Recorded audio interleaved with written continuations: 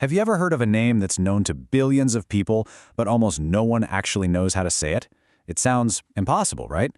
Well, today we're diving into a historical cold case, the mystery of a four-letter name that's been hiding in plain sight for thousands of years.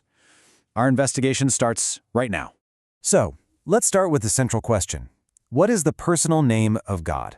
Seems simple enough. I mean, for a name that's at the heart of three of the world's biggest religions, you would expect a really straightforward answer.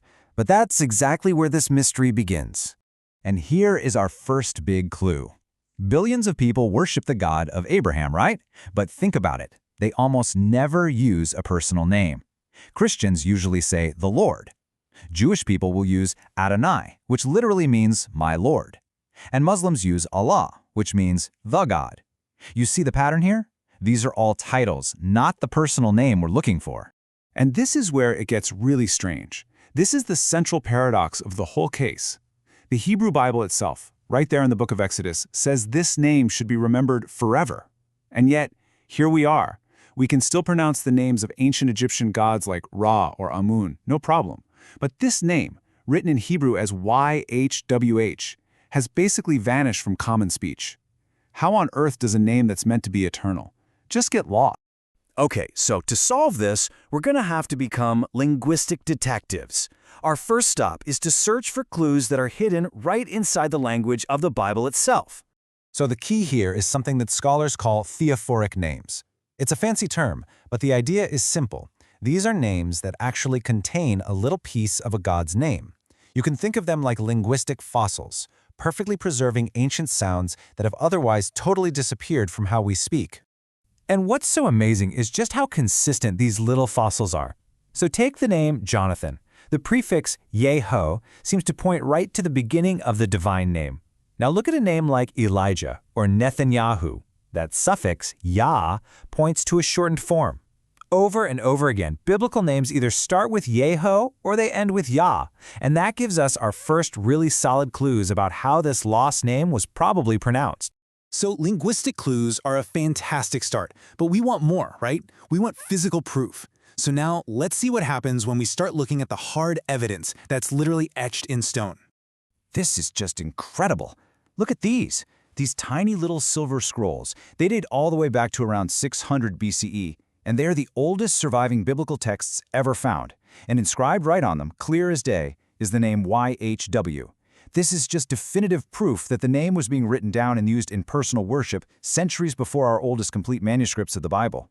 And get this, the name wasn't just for prayers and amulets. This is a personal seal, kind of like an ancient signature stamp, from an official named Miknayo, and his official title? Servant of YWH. This tells us something huge. The name was part of public, everyday, administrative life. It was completely ordinary. And the evidence, it just keeps piling up. We find the name on the Lachish letters. These were letters between military commanders. We find it in burial cave inscriptions. It even shows up on the Mesha stele, where an enemy king is bragging about capturing items from the temple of YHW. The point is, this name was absolutely everywhere. Which of course brings us right back to our central mystery. If the name YHWH was so common, if it was written on everything from sacred scrolls to official government seals, what happened? How did it just vanish from spoken language? Well, it wasn't an accident.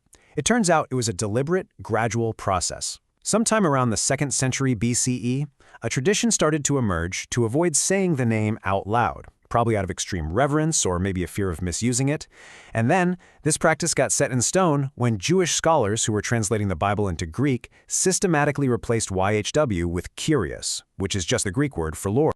So to handle this, ancient Jewish scribes developed this absolutely brilliant system to keep the name in the text while stopping people from saying it. Think of it like a secret note on a teleprompter. They kept the original 4 consonants, YHW, that's the katib, or what is written. But then they inserted the vowel points from the word Adonai, which signaled the reader to say Adonai instead, and that's the kere, or what is read. Pretty clever, right? And for centuries, that system worked perfectly. The name was seen, but it was not heard. But, in more modern times, scholars have tried to re-engineer this whole process and actually reconstruct the original pronunciation. So this has led to two main contenders. The name Jehovah is basically a historical misunderstanding. It comes from mashing the consonants of YHW together with the vowels of Adonai, which was the word the scribes wanted you to say instead. On the other hand, Yahweh is a scholarly reconstruction based on theories about Hebrew grammar. It became the academic consensus for many, many years, though its foundation is still debated even today.